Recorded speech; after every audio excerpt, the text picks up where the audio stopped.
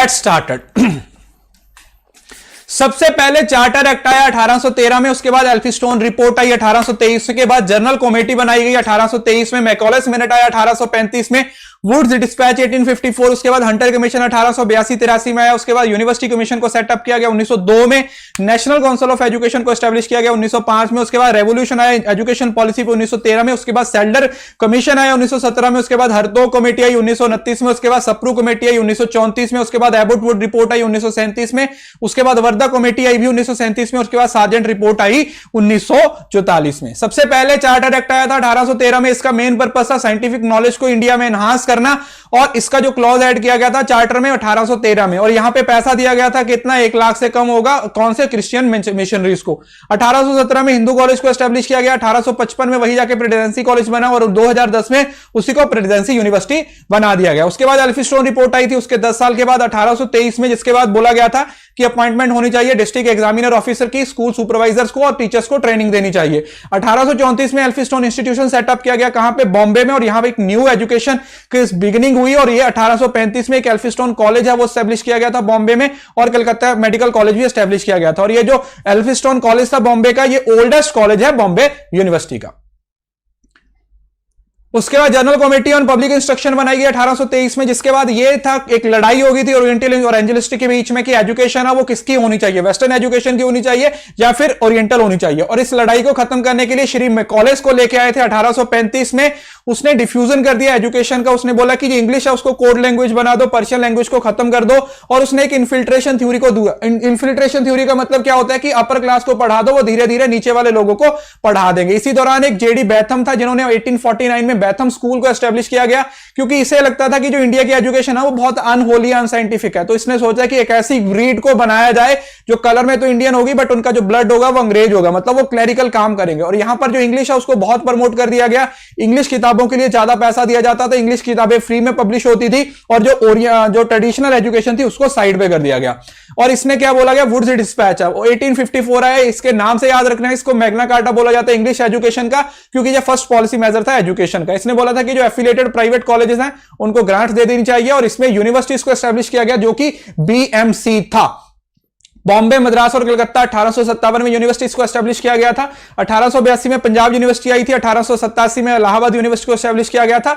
यह बेचारा अपनी अनपढ़ बीवी से बहुत तंग था, इस वजह से इसने बोला कि पढ़ा दो इनको, नहीं तो घर पे तंग करेंगी। इस वजह से इसने वुमेन एजुकेशन के बारे में काफी बात की। इसने बोला डिस्ट्रिक्ट है, डिस्ट्रिक्ट के गवर्नमेंट के द्वारा स्कूल खोलने चाहिए, और इसने वर्निकुलर लैंग्वेज के बारे में बात किया, मतलब इंग्लिश के साथ साथ कि लोगों को उनकी नेटिव लैंग्वेज में भी पढ़ाया जाए, क्योंकि अगर नेटिव लैंग्वेज में नहीं पढ़ाओगे तो वो आगे नहीं बढ़ पाएंगे।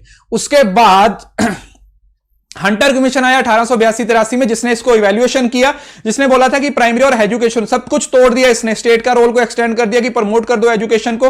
पहले तो इसने प्राइमरी और हायर एजुकेशन को अलग कर दिया, फिर इसने जो कंट्रोल है वो बोला कि ट्रांसफर कर दो किसको, डिस्ट्रिक्ट और म्यूनिसिपल बोर्ड्स को। इसने सेकेंडरी एजुकेशन को 2 पार्ट में डिवाइड कर दिया कि लिटरेरी होनी चाहिए अप टू यूनिवर्सिटी और वोकेशनल होनी चाहिए फॉर द करियर। और उसके बाद फिर शिमला एजुकेशन कॉन्फ्रेंस हुई थी 1901 में लॉर्ड कर्जन के द्वारा। इसका फोकस किस पे था, 0 से लेकर 100 तक, मतलब प्राइमरी से यूनिवर्सिटी लेवल तक इसका फोकस था।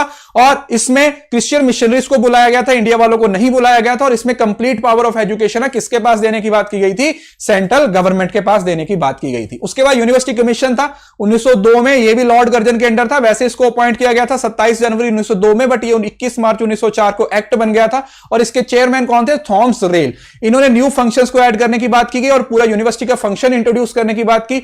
इसको बोला गया कि अलीगढ़, बनारस, डेक्का, पटना, रंगून और नागपुर में यूनिवर्सिटीज बना दो, बट ये नहीं माने। इन्होंने बोला कि हम एस्टैब्लिश नहीं करेंगे। उसके बाद इन्होंने कुछ रिकमेंडेशन दी थी। पहला बोला था कि रिऑर्गेनाइज कर दो एडमिनिस्ट्रेशन ऑफ यूनिवर्सिटीज को।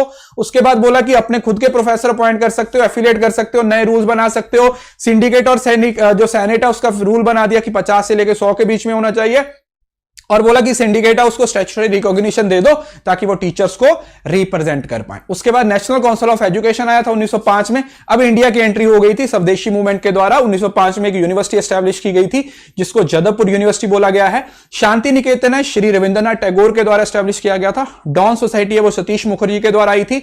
नंबर ऑफ कॉलेजेस है वो बढ़ रहे थे और जो बर्डन था यूनिवर्सिटीज का वो भी इंक्रीज हो रहा था। इस वजह से 1913 में लॉर्ड हर्डिंस ने इस पे सर्वे करने के बारे में बोला। तो 1913 में रेजोल्यूशन आया एजुकेशन पॉलिसी में, जिसमें यह बोला गया था कि हाँ अब नई यूनिवर्सिटीज को एस्टेब्लिश किया जाए। उसमें एसएनडीटी यूनिवर्सिटी 1916 में आई थी और बनारस और मैसूर वो भी 1916 में आई थी। उसके बाद पटना की यूनिवर्सिटी 1917 में और हैदराबाद की यूनिवर्सिटी 1918 में एस्टेब्लिश की गई थी। उसके बाद सड़ा हुआ कमिश्नर आया था, that is Sadler commission. Michael Sadler था जो 14 सितंबर 1917 को सेटअप किया गया था। इसको कलकत्ता कमीशन भी बोला जाता है और यह प्रीकर्सर का किसका 10+2+3 का। और इसने बोला था कि रेजिडेंशियल यूनिवर्सिटीज बना दो, ऑनर कोर्सेज इंट्रोड्यूस कर दो, मेरिटोरियस स्टूडेंट्स को प्रमोट कर दो, डिफरेंट फैकल्टीज को इंट्रोड्यूस कर दिया, फिजिकल ट्रेनिंग के लिए डायरेक्टर आ गया, सिलेक्शन कमेटी को भी अपॉइंट कर दिया जाए। इसके बीच एक सेब को सेटअप किया गया था, that is central advisory board of education, जो कि 1920 में आया था, बट पैसा ना होने की वजह से उसको खत्म कर दिया गया था 1923 में। सैडलर कमीशन की सारी रिकमेंडेशन सिर्फ कलकत्ता यूनिवर्सिटी के लिए थी और इसके अंदर एक आईयूबी जिसको इंटर यूनिवर्सिटी बोर्ड बोला जाता था 1925 में आया था, जिसको आजकल AIU that is association of Indian university के नाम से भी जाना जाता है। उसके बाद हरतो कमेटी आई थी जिसमें हर तरफ से इंप्रूव करने की कोशिश की थी कि इंप्रूवमेंट करो क्वालिटी और एनहांसमेंट को एजुकेशन को, और इसके अंदर सेब को दोबारा एस्टेब्लिश किया गया 1935 में, जो अभी तक चल रहा है। ठीक है, वो 1994 में खत्म भी हुआ था, बट वो पॉइंट नहीं है यहां पे। उसके बाद सप्रू कमेटी थी 1934 में आई, वो यूपी है, उसमें बोला था कि कॉज ऑफ अनएम्प्लॉयमेंट को चेक करना था, क्योंकि यूपी में जो लोग थे उनको जो सिर्फ किताबी ज्ञान दिया जाता था, लाइफ के बारे में नहीं बताया जाता था। उसके बाद एबॉट वुड रिपोर्ट आई थी 1937 में। एबॉट वुड और एच वुड है, दो लोग बुलाए थे जो वोकेशनल एजुकेशन के बारे में स्टडी करने के लिए आए थे। इंडिया के 3 स्टेट्स में गए, पहले पंजाब, फिर दिल्ली, फिर यूपी, बट इस रिपोर्ट में कुछ भी नहीं था। उसके बाद Wardha scheme of education I थी जिसमें महात्मा गांधी जी की पॉलिसी को इंट्रोड्यूस किया गया। वो बोले थे कि 7 से 14 साल तक के बच्चों को फ्री और कंपल्सरी एजुकेशन होनी चाहिए और मदर टंग को क्या करना चाहिए, प्रमोट करना चाहिए। इसको बेसिक एजुकेशन, बुनियादी तालीम, नई तालीम, बेसिक एजुकेशन भी बोला जाता था।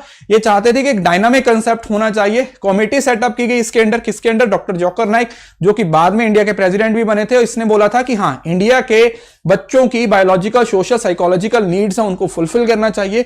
और लास्ट में हमारे पास सार्जेंट रिपोर्ट आई थी, 1944 में आई थी, जिसमें सेब के अंडर ये काम कर रही थी, जिसमें टेक्निकल एजुकेशन, टीचर्स ट्रेनिंग की बात की गई थी। और ये बहुत बड़े बड़े सपने लेके आए थे कि 40 साल के बाद इंडिया का जो एजुकेशन सिस्टम होगा वो फॉरेन एजुकेशन सिस्टम के जैसा होगा, बट किसी वजह से इनको धक्के मार के निकाल दिया।